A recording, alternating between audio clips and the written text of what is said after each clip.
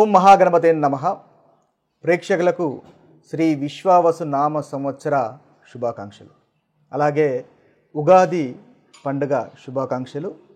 ఈ సంవత్సరము, ఈ నూతన సంవత్సరము అందరికీ మంచి జరగాలని, అదేవిధంగా మన కోరికలన్నీ నెరవేరాలని, కష్టాలు ఇంతవరకు కనుక పడుతున్నట్టయితే ఆ కష్టాలు కూడా తీరిపోయి అన్ని ఉత్తమమైనటువంటి ఫలితాలు, శుభ ఫలితాలు అందరికీ కలగాలని కోరుకుంటూ, ఈ ద్వాదశ రాశి ఫలితాలు ఈ శ్రీ విశ్వావసు నామ సంవత్సరంలో అన్ని రాశుల వారికి ఏ విధంగా ఉన్నాయో చూద్దాము. తులారాశి వారి యొక్క ఫలితాలు ఈ విశ్వావసు నామ సంవత్సరంలో ఏ విధంగా ఉన్నాయో చూద్దాము.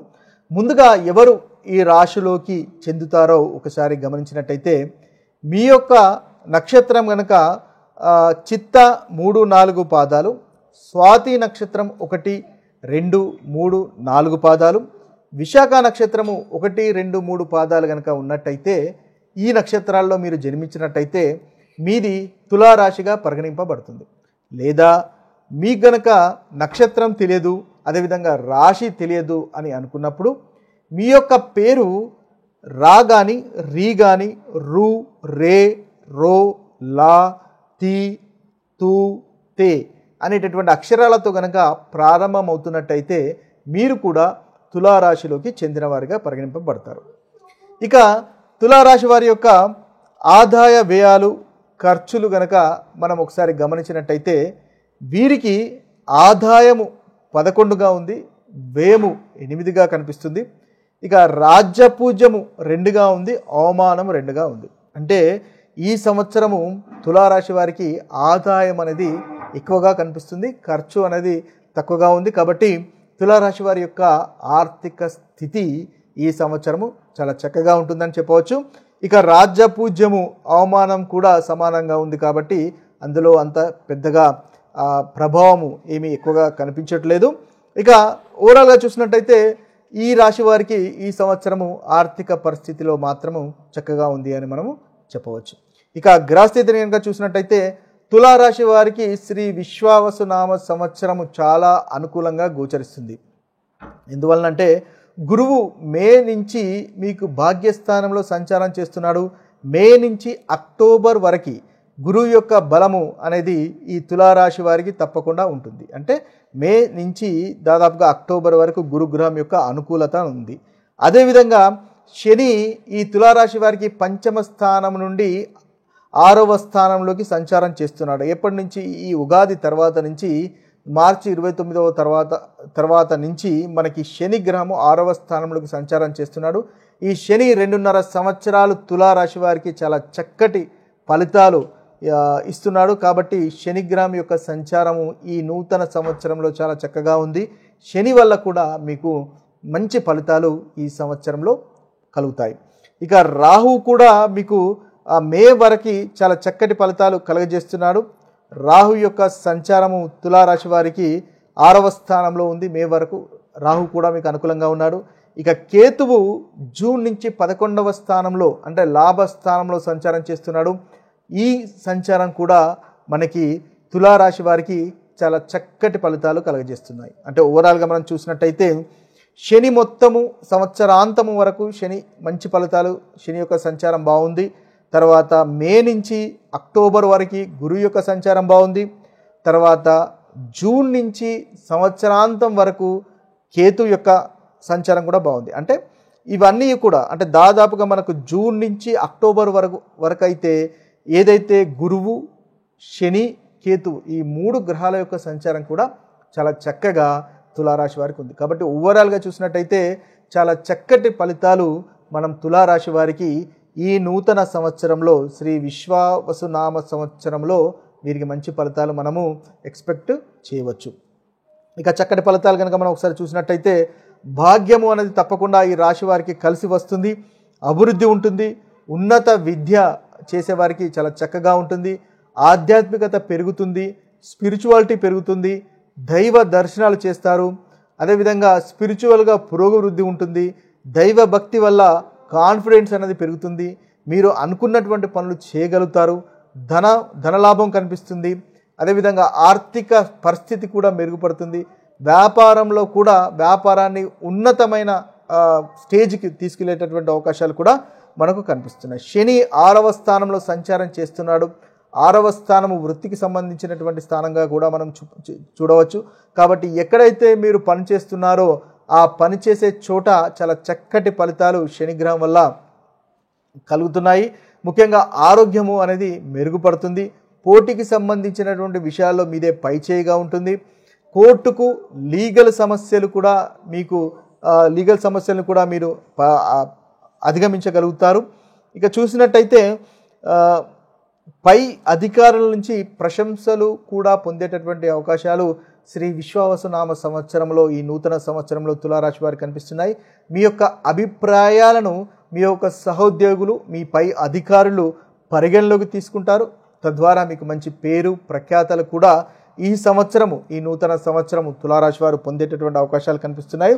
అంతేకాకుండా మనకు కేతువు లాభస్థానంలో సంచారం చేస్తున్నాడు కాబట్టి కేతు వల్ల కూడా చాలా చక్కటి ఫలితాలు కనిపిస్తున్నాయి. ధన రాబడి అనేది పెరుగుతుంది. కొత్త ప్రాజెక్ట్స్ని చేపట్టేటటువంటి అవకాశాలు మనకు అధికంగా గోచరిస్తున్నాయి. కుటుంబంతో ఆనందంగా గడుపుతారు. ఆధ్యాత్మికత కూడా కేతు గ్రహం వల్ల పెరుగుతుంది. స్నేహితుల వల్ల లాభాలు పొందుతారు. అదేవిధంగా మనకి విదేశీ వ్యవహారాలు కూడా తులారాశి వారికి కలిసి వస్తాయి. ఈ విధంగా చూస్తే తులారాశి వారికి 3 గ్రహాల యొక్క అనుకూలత, దాదాపు మనకి 4 గ్రహాల యొక్క అనుకూలత కూడా మనకి ఈ సంవత్సరంలో కనిపిస్తుంది. కాబట్టి అత్యధికంగా ఉత్తమమైనటువంటి ఫలితాలు ఈ తులారాశి వారికి తప్పకుండా ఈ సంవత్సరంలో కలుగుతాయి. ఇక కాస్త ప్రతికూలమైనటువంటి ఫలితాలు కూడా మనం చూసినట్టయితే ఏప్రిల్ మాసంలో గురు యొక్క సంచారం అంతగా అనుకూలంగా లేదు. అష్టమంలో సంచారం చేస్తున్నాడు కాబట్టి కాస్త వృత్తిలో ప్రెషర్ అధికంగా ఉండేటటువంటి అవకాశం ఈ ఏప్రిల్ మాసంలో కనిపిస్తుంది. అయితే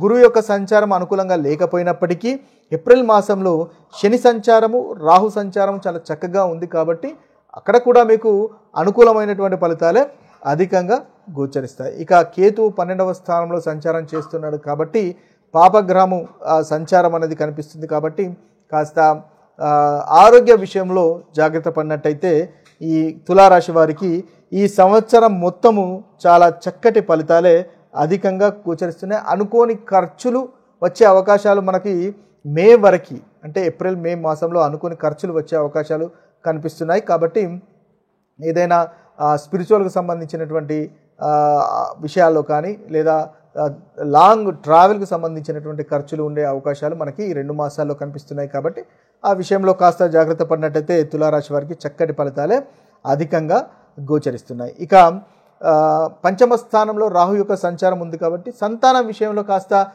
చింత చికాకు లాంటివి ఉండే అవకాశాలు కనిపిస్తున్నాయి. ఇన్వెస్ట్మెంట్స్ చేసేటప్పుడు 1కి 2 సార్లు ఆలోచించి చేయండి. తద్వారా మంచి ఫలితాలు అనేవి తులారాశి వారు ఈ సంవత్సరంలో పొందగలుగుతారు. ఇక మీరు ఈ సంవత్సరంలో చేసుకోవాల్సినటువంటి పరిహారాలు కనుక మనం గమనించినట్టయితే రాహు యొక్క పరిహారం చేసుకోండి. తద్వారా ఈ సంవత్సరంలో రాహు వల్ల కలిగేటటువంటి ప్రతికూలమైనటువంటి ఫలితాలు కూడా తొలగిపోయి అనుకూలమైనటువంటి ఫలితాలు మీకు కలుగుతాయి. ఇక రాహు గ్రహం వల్ల కలిగినటువంటి ప్రతికూలమైనటువంటి ఫలితాలు తొలగిపోయి ఉత్తమమైనటువంటి ఫలితాలు కలగడానికి మనం చేసుకోవాల్సినటువంటి పరిహారాలను ఒకసారి చూసినట్టయితే రాహు బీజ మంత్రము ఓం భ్రాం బ్రీం బ్రౌం సహ రాహవేన్ నమః అనేటటువంటి బీజ మంత్రాన్ని రోజుకు 108 సార్లు పఠించడం వల్ల రాహుగ్రహం వల్ల కలిగేటటువంటి ప్రతికూలమైనటువంటి ఫలితాలు తొలగిపోయి అనుకూలత పెరుగుతాయి. ముఖ్యంగా ఈ రాహు కాలంలో ఏదైతే మనకు ప్రతిరోజు వస్తుందో ఆ రాహు కాలంలో ఈ రాహు బీజ మంత్రాన్ని పఠించడం వల్ల ఇంకా అధికమైనటువంటి ఫలితాలను మనము పొందవచ్చు. ఇక చూసినట్టయితే శివునికి అభిషేకం చేయడం వల్ల కూడా రాహుగ్రహం వల్ల కలిగేటటువంటి ప్రతికూలమైనటువంటి ఫలితాలు తొలగించుకోవచ్చు. అదేవిధంగా శివలింగం లేదా కాలభైరవునికి నల్లటి నువ్వులు సమర్పించడం ద్వారా కూడా మనము మంచి ఫలితాలు పొందవచ్చు. నాగదేవతకి ముఖ్యంగా పాలతో కానీ లేదా పంచామృతం కానీ అభిషేకం చేయడం వల్ల మనకు రాహు వల్ల కలిగేటటువంటి బాధలు తొలగించుకోవచ్చు. ఇక చూసినట్టయితే రాహు కేతు యొక్క శాంతి పూజ వల్ల కూడా మీకు వీలైనప్పుడు రాహు కేతుల యొక్క శాంతి పూజ చేసుకోవడం వల్ల కూడా మనకు రాహుగ్రహం వల్ల కలిగేటటువంటి బాధలను మనము తొలగించుకోవచ్చు. అదేవిధంగా శివుడి ఆలయంలో ముఖ్యంగా ఈ రాహుకేతుల యొక్క పూజను జరిపించాలి. లేదా శ్రీకాళహస్తి ఆలయంలో కూడా పూజలు జరిపించినా కూడా మనకు చక్కటి ఫలితాలు అనేవి కలుగుతాయి. అంతేకాకుండా ప్రతి శనివారము రాహుకాల సమయంలో శివాలయంలో శివునికి అభిషేకం చేయడం ద్వారా కూడా రాహు వల్ల కలిగేటటువంటి ప్రతికూలమైనటువంటి ఫలితాలు మనము తొలగించుకోవచ్చు. ఈ ప్రతికూలమైనటువంటి ఫలితాలు తొలగడమే కాకుండా రాహుగ్రహం వల్ల అనుకూలత, రాహుగ్రహం యొక్క అనుగ్రహం కూడా కలిగి మంచి ఉత్తమమైనటువంటి ఫలితాలు మీకు కలుగుతాయి. ఇవి స్థూలంగా శ్రీ విశ్వావసు నామ సంవత్సరంలో ఉన్నటువంటి మీ రాశి ఫలితాలు. ఇక అందరికీ ఈ సంవత్సరంలో చాలా చక్కటి ఫలితాలు కలగాలి, మంచి జరగాలి, మీరు అనుకున్నటువంటి కోరికలన్నీ నెరవేరాలి, ధనధాన్యాలు అదేవిధంగా ఆయురారోగ్యాలు చక్కగా ఉండాలి అని మనస్ఫూర్తిగా ఆ భగవంతుణ్ణి కోరుకుంటూ సర్వే జన సుజనో భవంతు, సర్వే సుజన సుఖినో భవంతు. నమస్తే.